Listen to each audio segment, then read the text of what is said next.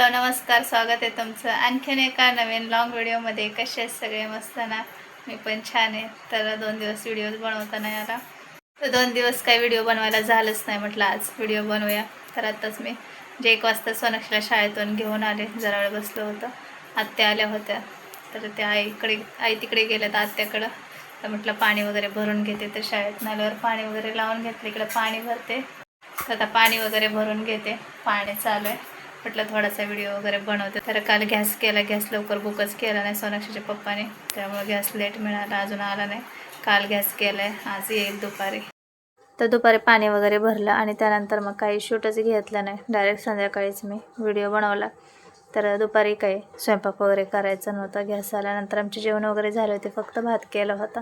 म्हटलं आता संध्याकाळचंच रुटीन तुमच्यासोबत शेअर करते. संध्याकाळीच मी व्हिडिओ बनवला होता. तर हे कामावरून आले होते, मग चहा वगैरे केला. सगळ्यांनी चहा नाश्ता केला आणि म्हटलं आता सगळा स्वयंपाक बनवते, कारण रविवारपासून स्वयंपाकच केला नव्हता एक दिवस. तर असं झालं होतं की कधी घरचा पूर्ण स्वयंपाक बनवते असं. गॅसला पण सुट्टी आणि मला पण सुट्टी झाली होती स्वयंपाकापासून. तर किती पण नाही का बाहेरचं आणून खाल्लं तरी आपलं पोट भरतं, तात्पुरतं छान वाटतं. पण घरचं जेवण ते घरचं जेवण असतं.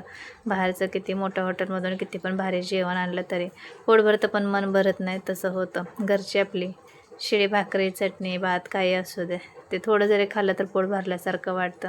तर मी तर आता स्वयंपाक करत होते. तर सगळ्यात अगोदर म्हटलं भाकरी करून घेते. तर भाकरी करायच्या होत्या आणि लाल मसूरचं कालवण, अंड्याची चटणी, भात असं सगळा स्वयंपाक बनवायचा होता.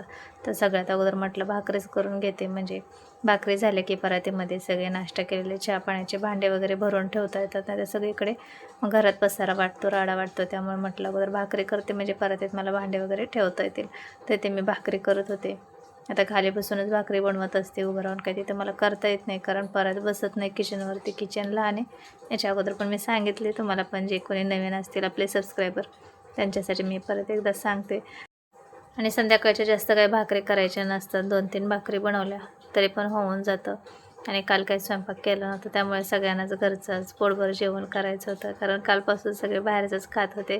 तर चला असं होतं, इथं मी भाकरी करून घेते. तर खाली बसूनच भाकरी करते आणि नंतर मग परत व्हिडिओ चालू करते. तर कंटिन्यू व्हिडिओ पहा नक्की. तरी ते मी भाकरी वगैरे करून घेतल्या. आणि अर्णवची आज ना तब्येत बरी नव्हती, तर त्याला थोडासा ताप आला होता दुपारीच. तर त्याला दुपारीच म्हटलं होतं चल दवाखान्यात जाऊया, तर नको बोलला, बरं वाटते कमी आलं आहे म्हणून. आणि चांगला म्हणजे खेळत वगैरे होता तो. नंतर परत संध्याकाळी त्याला ताप भरून आला, कणकणी आणि खोकला पण लागला थोडासा. मग रात्री परत त्याच्या पप्पाने दवाखान्यात त्याला घेऊन गेले होते. कमी आहे तोपर्यंत दवाखान्यात नेऊन आलेलं बरं, म्हटलं अंगावर नको काढायला.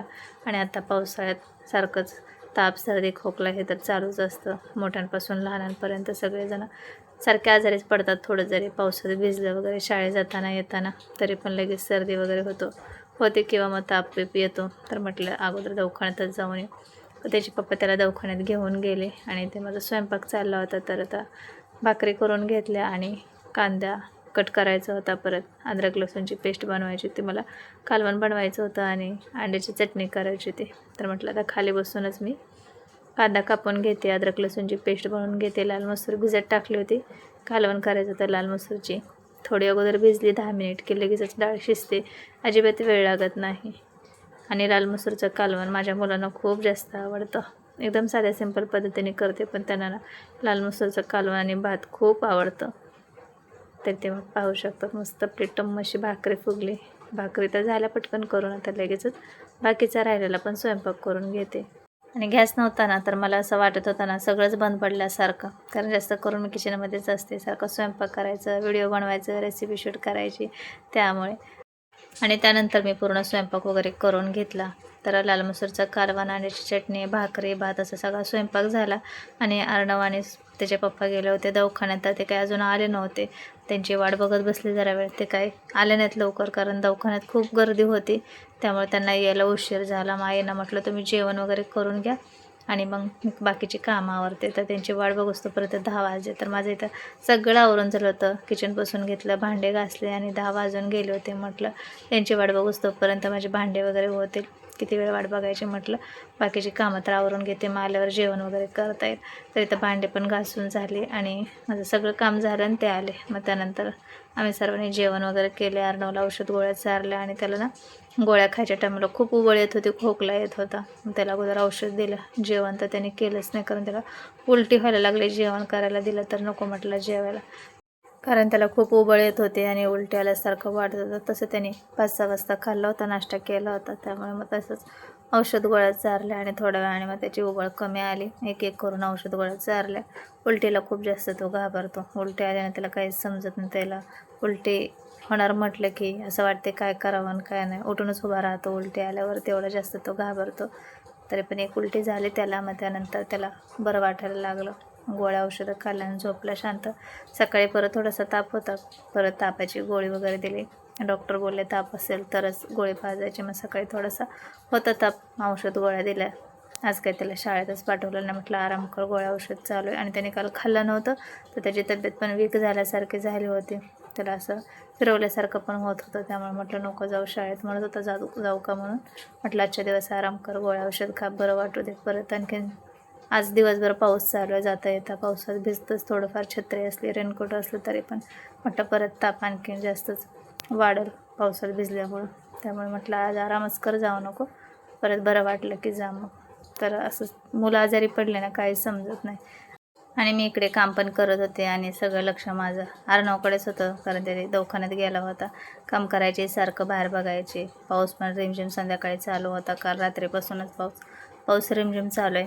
आज तर दिवसभर पाऊस आहे. तर हा व्हिडिओ मी काल बनवला होता आणि आज व्हॉइस ओव्हर करून अपलोड करते. तर माझी सगळी किचनमधली कामं झाली होती. तर भांडे वगैरे घासले, किचन पण पुसून घेतलं. तर भांडे लावून घेते, तोपर्यंत ते माझी सगळी कामं अशी व्हायला आणि ते यायला बरोबर झालं. तर इथं सगळे मी भांडे वगैरे घासून लावून घेतले. आता आमची जेवणं बाकी होती, मी जेवण वगैरे केलं आणि परत फरशी वगैरे पुसून घेतली.